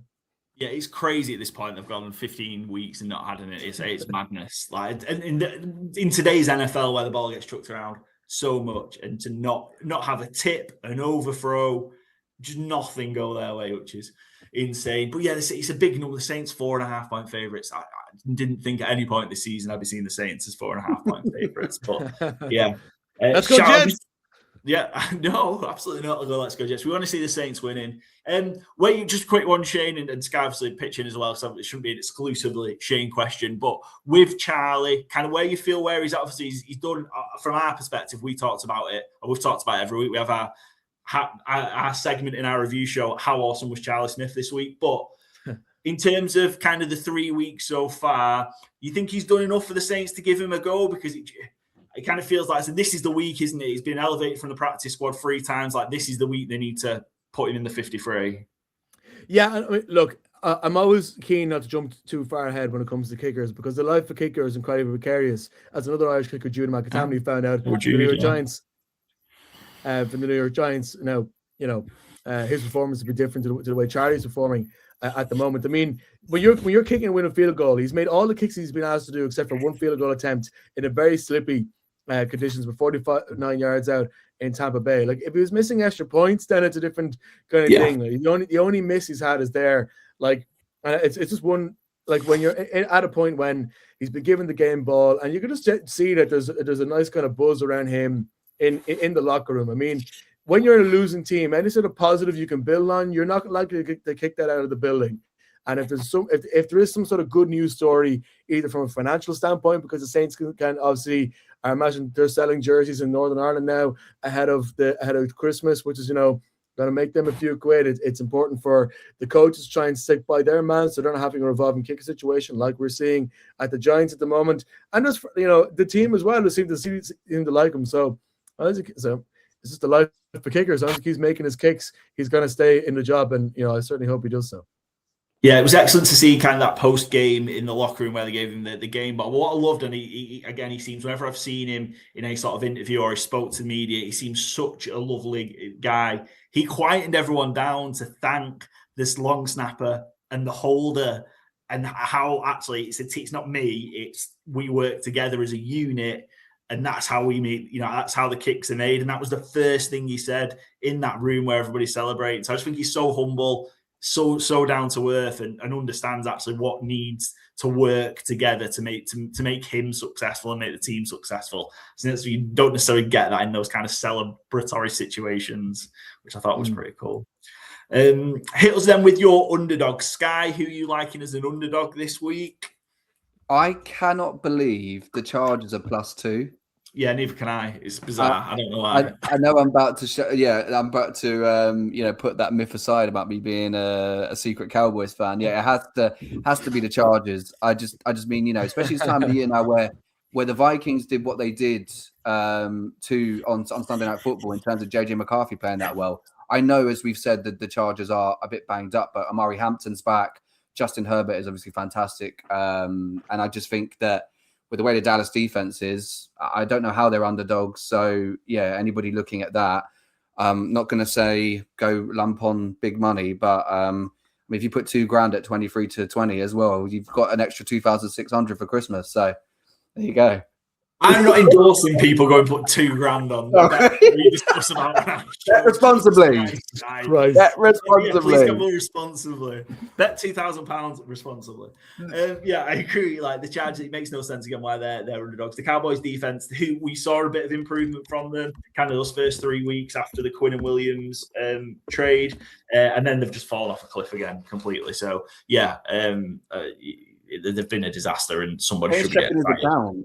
That's why he's gone quiet. Shane's just checking his just popping in €2,000 into his account. Well, no, I'm trying to save it. I'm like, well, he actually meant 2,000 Indian rupee, which is about 17 quid. That's what he meant. Okay. That's sounder financial advice. That's much better advice. Yeah, please gamble. only bet what you can afford to lose, please, everybody. Exactly. Shane, let's move on. Shane, who's your underdog? Your favorite underdog this week? It's funny. The thing I bet most of my reputation, and I really can't afford to lose any of that. But I always put it on the line every week. And it's funny because the Irish NFL show is sponsored by a company called QuinnBet, which is of course a big thing in Ireland. And I'm betting on Quinn. I'm betting on Quinn Ewers, the new quarterback for the Miami Dolphins, to play well against Cincinnati Bengals. The Bengals coming to this game as 1.5-point favorites. Interesting, considering that they have one of the best quarterbacks in the league. When he wants to play football, we're still not quite sure what mental situation Joe Burrow is in terms of his dedication to the game. But I think, I think that once the Dolphins aren't playing in freezing cold weather, there's still a bit more life in them. I really like that there's a lot of fight in that team for players. I mean, does the performance of Achan, the performance of Quinn Ewers. So I think a lot of people in training camp really like what's coming off of him. They stuck with Tua because they weren't going to change a former that was at least giving him some sort of chance go towards the playoffs. This is Quinn's moment now to prove that he could be the quarterback of the future for the Miami Dolphins, or at least give him something to think about coming into draft season. He's had a lot of time to train him in behind there. With an offensive line, I think it's going to work for him. With wide receivers, it's going to work for him. And Devon Achan, who I think is a really, really strong weapon against this Bengals defense, which has consistently been one of the worst defenses in the league and have nothing to play for. And I imagine they might be going out to Miami and having a bit of a fun time during the weekend instead of really focusing on this game. Who doesn't? We all love having we all love going to Miami and having a couple of drinks. So I'm taking the Dolphins in this one. I think that was aimed at you, Skye. Yeah. No, me and Skye met Miami. In fairness, me and Skye met. That is for the fact winning Miami as well as we in week 2, I don't know why we're with the Dolphins. I don't know why everybody thought that we wouldn't beat them just because they focus on history too much. They are awful, but I actually would agree with. I'm excited to see what Quinn Ewers can bring. Obviously, he delivered in championship game in college, so yeah, I think that's a solid pick. Yeah, do you guys think that's kind of terminal for Tua now? Do you think that's kind of it, and the Dolphins are going to find a way to get shut? You've got to accept that dead cap at some point. Obviously, you've got to look at the dates, and then I think so.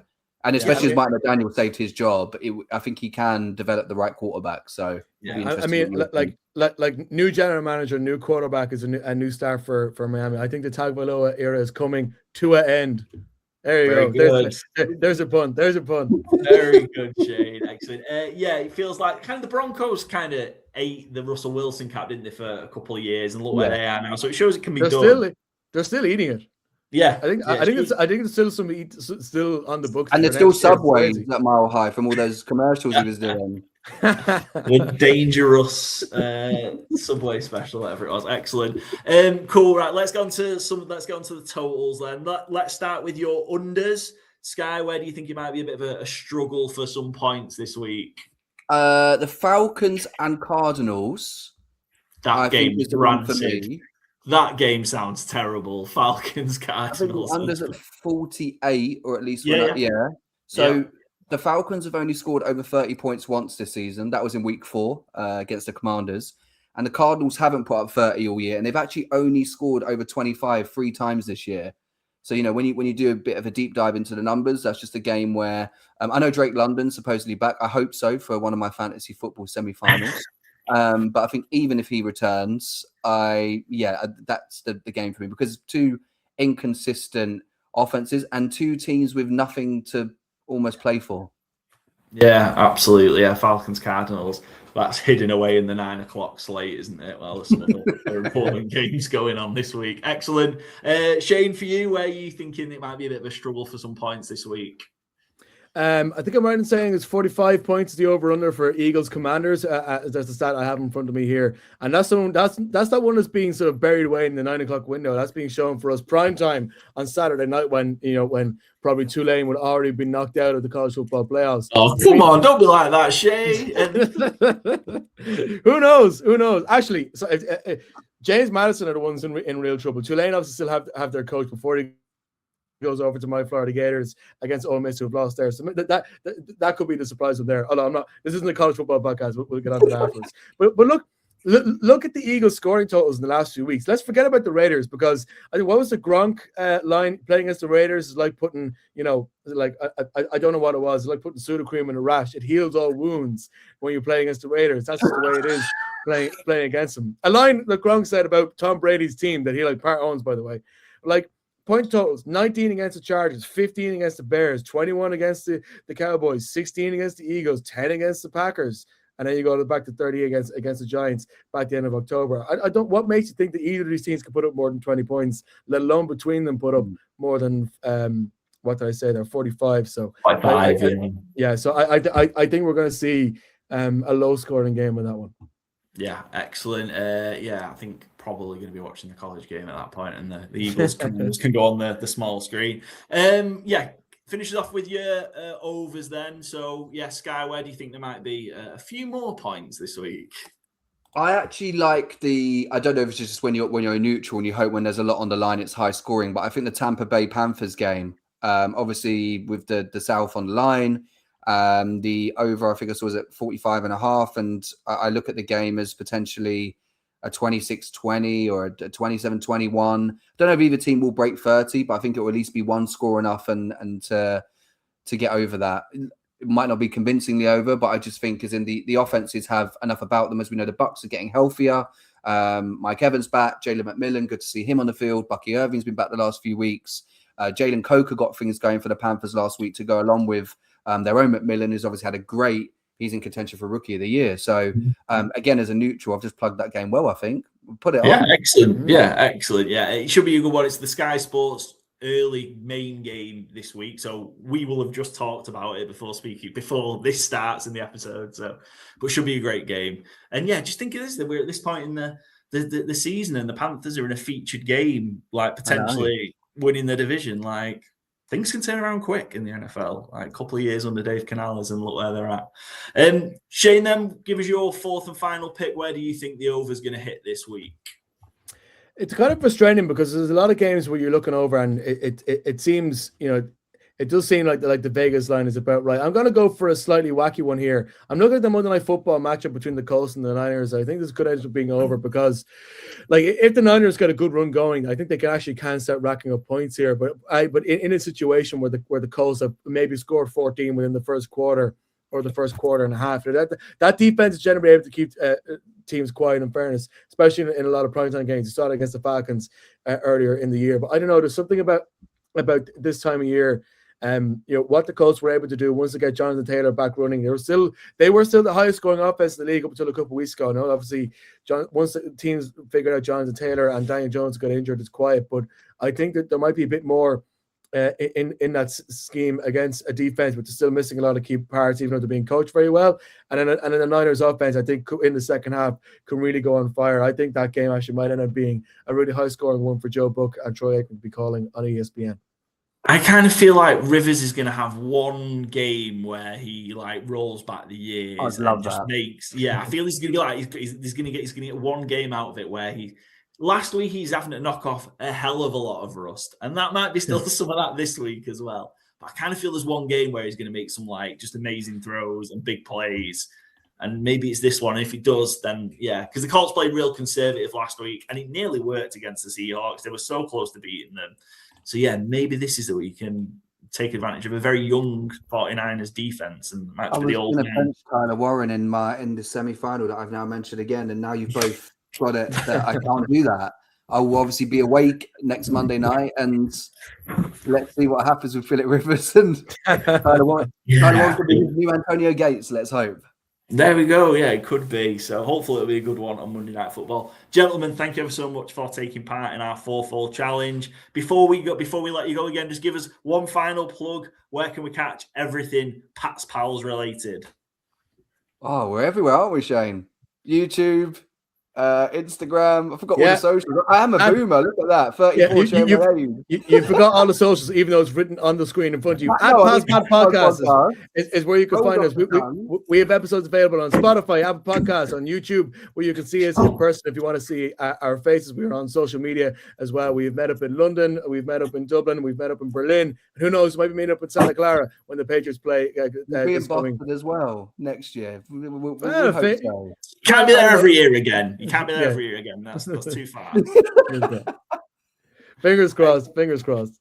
Excellent. Make sure you go following Shane and Skye individually. Go follow the franchise tag and the Irish NFL show if you're not already. And most importantly, go follow and support the Pat's Pals pod, whether you're a Patriots fan or not, because the guys are putting together some great content. We have got Monday Night Football to preview, plus our 4-4 challenge and the rest of our ATS picks to finish off the episode. Gentlemen, thanks for joining us, and hopefully we'll see you soon. Thanks to Shane and Skye there from the Pat's Pal podcast. Make sure you go and follow them at their usual homes as well, the Irish NFL show and franchise tag podcast. Sunday Night Football, we're going to share our best bets. Patriots 3-point underdogs, Ravens over under 40.5. Let's flip to the bets, Joe. I'm going Derrick Henry 2 touchdowns. I've copped out of a side or total again, rare for me. I just think I mentioned just in the recording there with Shane and Skye, it feels odd that the Ravens are 3-point favourites in this game. It feels odd, so I'd lean the Ravens. Not confident enough to bet it, but if the Ravens are going to be successful, like I think they are, I feel they're going to have to be much better running the football. And it's December, late December. Nobody wants to tackle Derrick Henry. Give me Derrick Henry 2+ touchdowns at 4-1. Byron? I'm confused about the line here. Give me the Patriots +3. 20-23, whatever odds it ends up being. But I think Patriots are a better team. Ravens seem to hit and miss every other week. Had a good week last week. I kind of think they'll come back to earth this week on what I've seen this season. So give me the Pats +3. Joe. Yeah, so far yours not hitting because I think mine is Mark Andrews plus catching TDs at 10-1. The Patriots. He's back. It's one of the worst red zone defenses this year, and the defense not actually been that great. And I think Mark Andrews is probably Lamar Jackson's #1 red zone target. Just with all the other players. So I think Mark Andrews gets 2+ TDs because it's again another must-win for them. So. We can both eat. It's fine. We can have two. We can have Derrick Henry 2+ touchdowns. We can have Mark Andrews 2+ touchdowns. It's perfectly fine. We can both. Patriots +3. Maybe not. Get that one in there as well. Some 32-28. Yeah, something like that. Yeah, that's fine. Yeah. Okay, cool. Monday Night Football. Joe, we've got your San Francisco 49ers up against a very old man. It's the 49ers -6 against the Indianapolis Colts. Over under 46.5. Will it be Rivers of Gold for the 49ers D to help sneak number 1 seed? I guess that's very dependent on what happens tonight on Thursday Night Football. The team that nobody is talking about after watching Rivals on Thursday Night Football, will the Niners be primed to make a run at the number 1 seed in the NFC? Can Rivers keep Indy competitive again? What do we think? Joe, I feel like, Joe, you might be a little bit nervous going against Phil Rivers on Monday Night Football. Am I getting that vibe right? Yeah, I still think the 49ers will win because I think the offense is firing right now. It looks like Ricky Pearsall might be out. Looks like he got mentioned he got a slight injury last week, even though he came back. So obviously that's not great. But I think Purdy's been on a roll, and that Colts defense played really well against Seattle. I think that's we didn't really talk about that much. That the Seattle offense has been firing, especially with JSN and everything what's been going on. But then they managed to stop them and kept them scoring pretty low. So. But yeah, the 49ers defense, the pressure rate, the sacks. I think Myles Garrett's got more sacks than the 49ers team as a whole, which is shows a lot I think by a couple as well. I think they've only got 16 this year. Bryce Huff is slowed down compared to where it was this year. So I think the two main pass rushers of both were acquisitions mid-season, so that's not great. The Titans scored 24 on them, and I thought their offense played pretty decent. I think the only issue they had is keeping up with the 49ers. So if that Colts defense turns up again, I think Rivers is certainly going to have plenty of time. And he's the second game in. Could he, a lot of check downs, and it could be a bit scary from what the 49ers do have. They're probably the best tackling team in the league. That's what something Bob Saleh certainly emphasizes. So I think it's going to be closer than what people expect.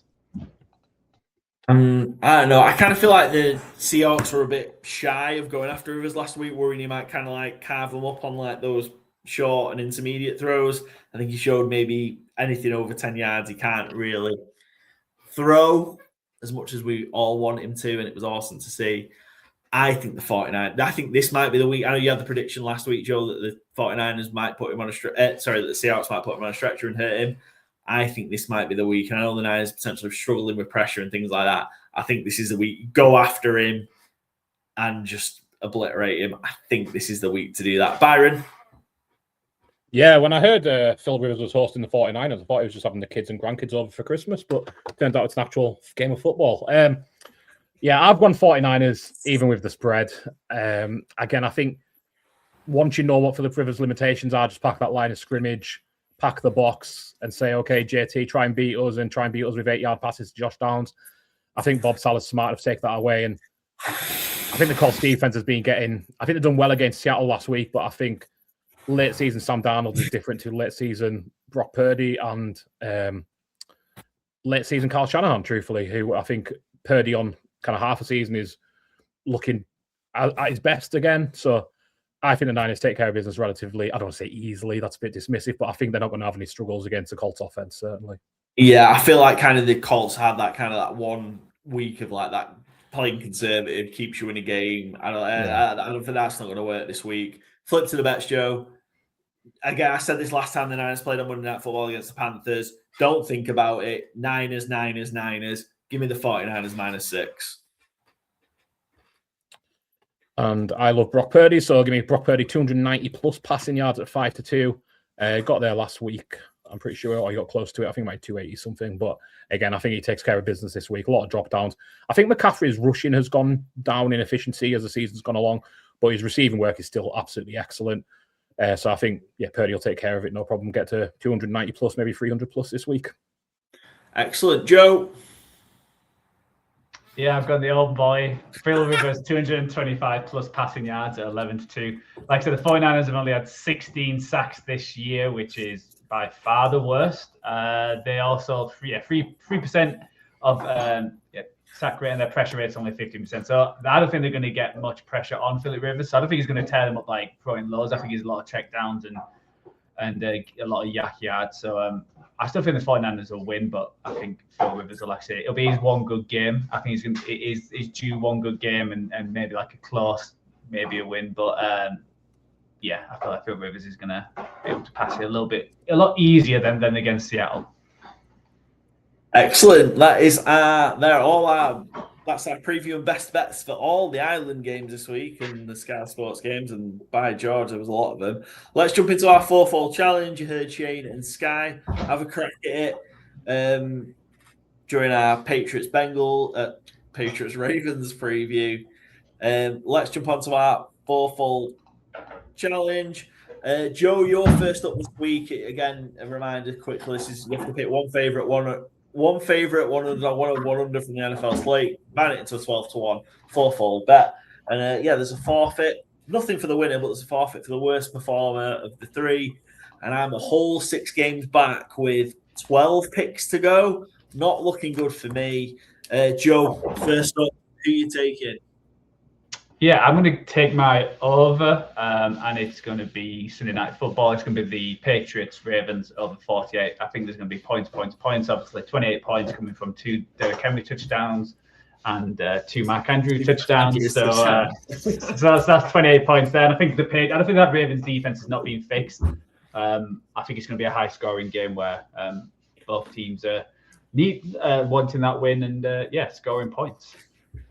Excellent, Byron. You are up, although I feel you've just disappeared from our recording, which is going to make life very difficult for us. He has. How do we talk through this, Joe? Do you want to keep talking about my over? Or you can talk about the guests. Do you want to take about the guests? Yes, let's take us through. Great shout. Excellent. So just a reminder, you've just listened to it, but we've got Shane and Skye from the Pats Pal. Both had a crack at the fourfold.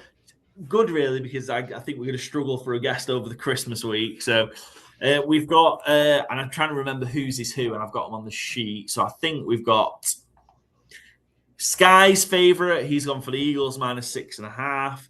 The Chargers +2 is his underdog. Bucks Panthers over 45.5, and Falcons Cardinals under 48. Shane's gone Saints is a 4.5 point favourite. Dolphins is a 4-point underdog with Quinn Ewers. Niners Colts over 46.5, and Eagles Commies under 44.5. And Byron, we've timed that perfectly for you to come back. Indeed, my apologies. I had to shut the door because Charlie was getting a little upset. So, yes, I'm going to go with the over in Nashville. Give me the Chiefs Titans over 37.5. Gardner Minshew doesn't scare me. I think he's fine. The Titans are woeful. Might score some points, but give me a low number and an Andy Reid offense. Over 37.5 Titans at Chiefs. Chiefs Titans, yeah. I think the Titans can win this game. I think it's got that bad. Yeah. I don't know if I agree, but I just think it's such a low number. Like it is a low number. It's not hard to get to. And Minshew isn't like chop liver. Minshew's fine. No, yeah. We love watching Gardner Minshew. I'm a big Gardner Minshew fan. Yeah. Former Pro Bowler. Gardner Minshew. Yeah. Big old fan of Gardner Minshew. Excellent. So you both got your own, so I can keep that to one side. I'm going to bust out my favorite. And again, similar. I think they were the same last week. I'm going to go oh, no, they weren't. It's a much bigger number. Sorry. Give me the Houston Texans. Surely they're just going to roll over this Las Vegas Raiders team. It's 14. Texans 14-point favorites at home to the Raiders. Worries me that we're all on the Texans, but I don't know. Like the Raiders just offered nothing against the Eagles last week. Surely against an even better defense, they're offering also the grand sum of nothing. So I'm going to take the Houston Texans. I feel like the Houston Texans don't even need to be good on offense here to cover the 14. So I feel like it'll be a similar situation to last week where the game's over by the time the Raiders touch the ball for the first time, sort of thing. So give me the Texans minus the 14. And then I'm going to take, where am I at then? I'm going to take let me bust out my underdog. I don't have many, and I really want to go the Thursday night one. Really do, but I'm not going to do it. Give me the Arizona Cardinals +2.5. It stinks. I also think the Falcons stink. I know they had a positive moment against the Bucks on Thursday Night Football last week. The Falcons stink. The Cardinals stink. Give me the 2.5. Jacoby Brissett to dice them up. I thought I might be the only one who picked this on the ATS, but yeah, you went with me on it. I agree. I think it's time for the Cardinals to win a game, and it's time for the Falcons to stop riding high. You're not that good at one. Yeah. Time to make that Rams pick even better. Yeah. I'm going to take my favorite and give me the Cincinnati Bengals -4 in Miami. Quinn Ewers is a quarterback on the other side. He is. The Dolphins have given up. Matthew Judon's been released. Let's get ready to rumble!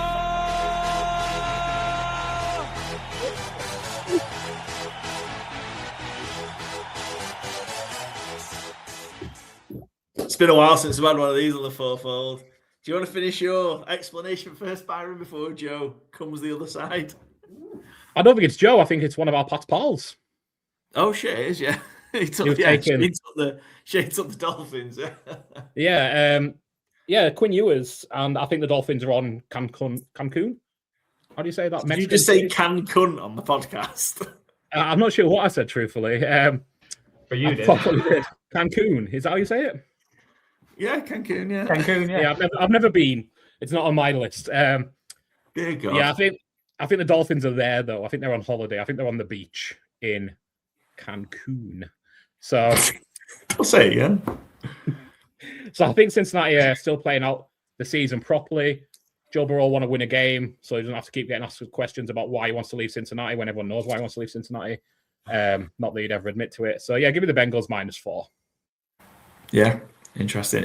Joe, what have you got for us? Yeah, I'm just gonna get the favorite out of the way because I know what I actually want to go there. I'm gonna go the Saints -4.5 against the Jets, and it's still also a Shane pick. Yeah, which I haven't got a clue. The quarterback is staying the quarterback. His name's is it Cook? Brady Cook, yeah. Brady Cook, and I think the Saints team, a Cook, has shown something. Tyler Show, Shook. and I think he Shook. Oh my word, sorry. Not Show. Shook. Shook. You're trying to shut the fuck up. See, Byron's Cancun throwing me off. Yeah, I think the Saints. I'm surprised it was only 4.5 to be honest. Just how bad the Jets have been. Their defense is woeful. I think New Orleans are playing for the head coach. I think they've got some positivity going into next year in their home, so that they want to certainly shout out for the fans. So I'll shook out for the fans. Yeah, so 4.5 favourites. So I'm going the Saints. And also, you're forgetting to mention they also have Charlie Smith, so that's worth like 3 points at this point. Yeah, excellent. The Fleur-Leaf Clover. I feel like we're going to get boned on trying to sell that because I looked into trademarking that this week. Mm-hmm. The Irish guys didn't want it. Who did we get into? Michael McQuaid at Pro Football Island just ignored it. Didn't want it. Ooh. I don't know. I thought they were meant to be so hospitable, the Irish, but I might reach out to Charlie myself. See what he thinks. There's money to be made. There's money to be made on the Fleur-Leaf Clover t-shirts for sure. 100%. And Joe, just a quick one. Talking about Tyler Shook. If he wins this game or any other game this season, he will be the winningest NFL New Orleans Saints rookie quarterback of all time. That's insane. Him and Arch Manning tied at 3 wins apiece. You don't get this kind of deep dives anywhere else. Come to Good Teams Win for your NFL rookie quarterback coverage. And I think he's got Arch Manning's age as well. So he has, but I still like taking the mick out of him for being old. Excellent. And Joe, you've got your second pick.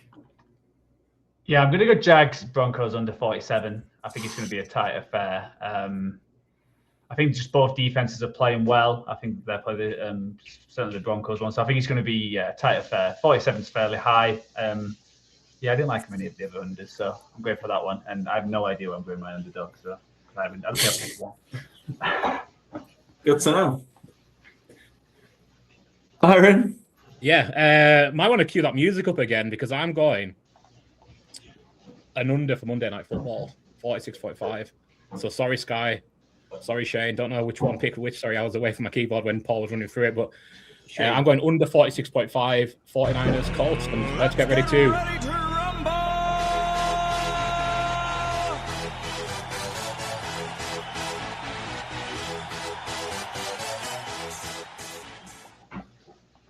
more action than Anthony Joshua, Jake Paul fight. This. Dear God, I forgot that was happening. Dear God, it's topical. Don't worry, guys. It is topical. Excellent. I'm gonna go.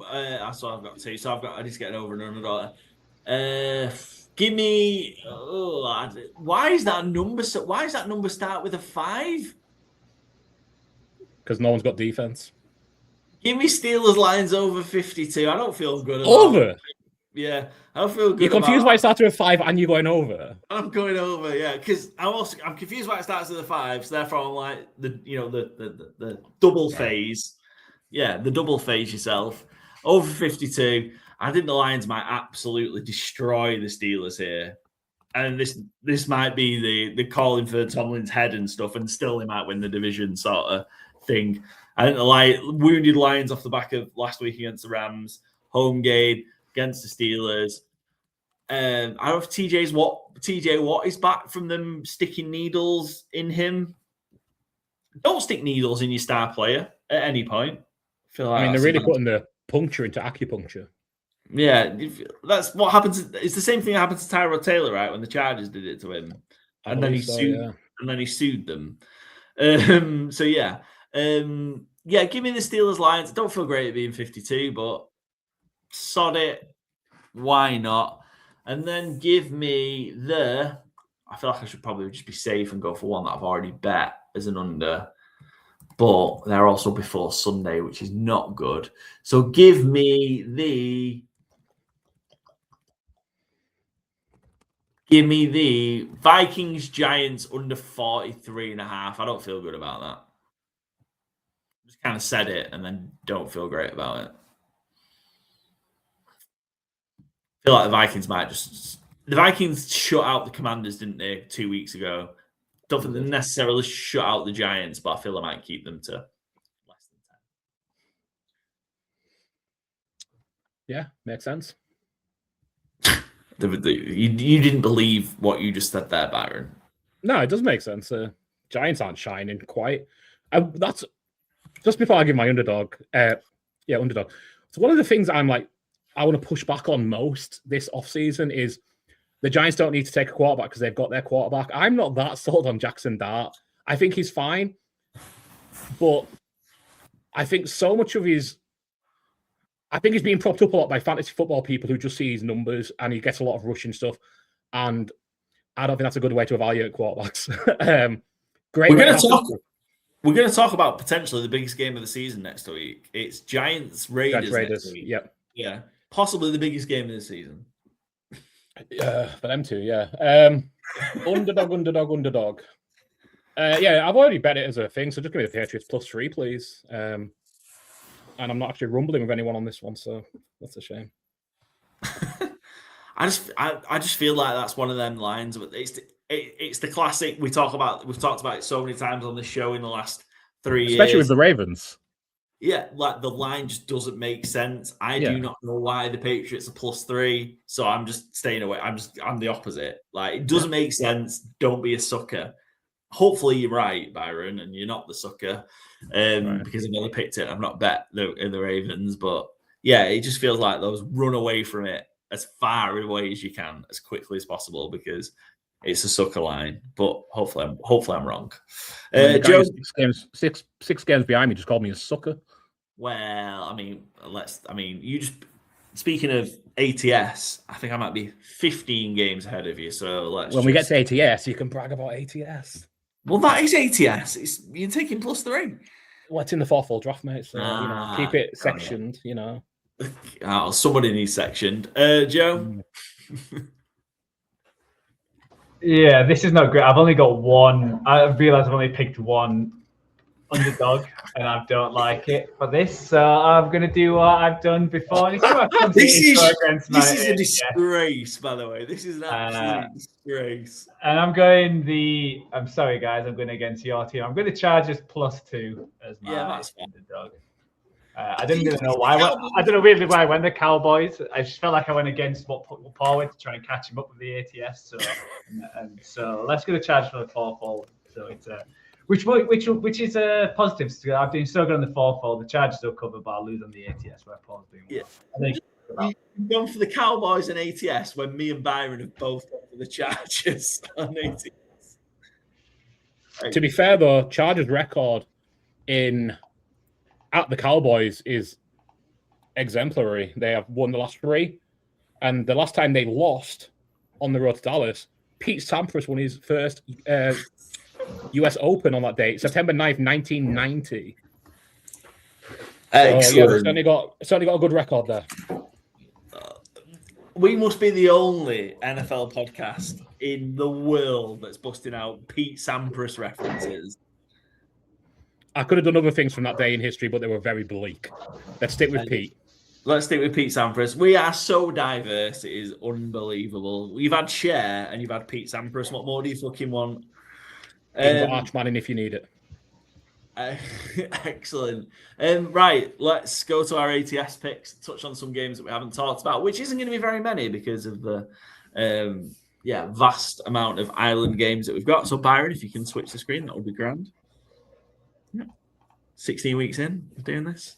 So we've talked about Byron. I will allow you to switch your ATS to the Rams. I'll make an on-air decision because you've bet the Rams -2, yet gone the Seahawks on ATS, which makes no sense. It's just a misclick, sorry. Yeah, that's fine. Yeah, so you're on the Rams. And we'll see if obviously it's worked out. We're all on the Eagles, all on the Packers, which is bad news for both of those teams. All on the Buffalo Bills -10.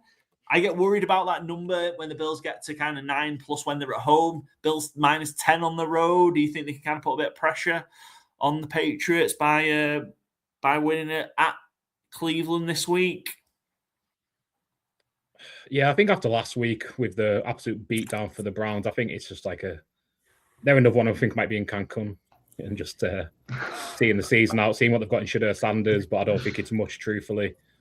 As much as it might be an upload on upgrade on Dylan Gabriel, I don't think there's much there. Have you had a side bet with Joe? Have you had a side bet with Joe on over/under on the number of different ways you can pronounce Cancun for this episode? No, but I will commit to any bit, however ludicrous. So. And we love it, and we appreciate you for it. We're on the Bills, just Joe on the Cowboys. You two on the Chiefs. Obviously, it's a dead nothing game. I think the Titans can win here. I just think the wheels have just fallen off so much for the Chiefs. Obviously, at home, I feel like if it was the other way, definitely not. But I feel like the Titans are going to sneak another win somewhere that they shouldn't. And I feel like this could be the week. All of us on the Saints. Apologies, Jenny. All of us on the Saints. That's bad vibes for the Saints. At home to the Jets. All on the Minnesota fight. Jesus Christ. All on the Minnesota Vikings. Me and Byron on the Panthers. All on the Bengals. I flipped and flopped. I really wanted to back Quinn Ewers, but I just feel like this is a Joe Burrow fuck you game after last week. For the Bengals. I'm on Denver, you two on the Jags. Me and Byron on the Cardinals. All of us on the Detroit Lions -7. All of us on the Texans -14. Just Byron on the Patriots Sunday Night Football. And all of us on the San Francisco 49ers. Yeah, I've got a 15-game lead in our ATS competition. Again, I'm going to campaign for this. Should be the one where if you lose, you should have the forfeit. Don't know if you want to change it 16 weeks in, lads, or not. But no. Okay. No, okay. I'm just checking. That's it for our NFL Week 16 preview. Thanks again to Shane and Skye, the Pats pals, also from the Franchise Tag and the Irish NFL Show. Make sure you go and following those guys and supporting them. And make sure you're also following us and supporting us. That'd be good. So make sure you're following us at GCW_GTC. Available on the podcast is available on, where is it? Everywhere. I forgot where. And I'm just not Byron off the screen. Apple Podcasts. 16 weeks, Paul. The StreamYard just goes crazy when I change the views. Apple Podcast, Spotify, Podbean, Overcast, and the video version is available on YouTube. And make sure you go and follow all our social media channels at GTW_GTC, Twitter, X, Instagram, TikTok, Blue Sky at GTW_GTC. And we'll be back tomorrow with our Fantasy Game Day 10-minute tips. So all there for your daily fantasy needs. And we'll see you tomorrow.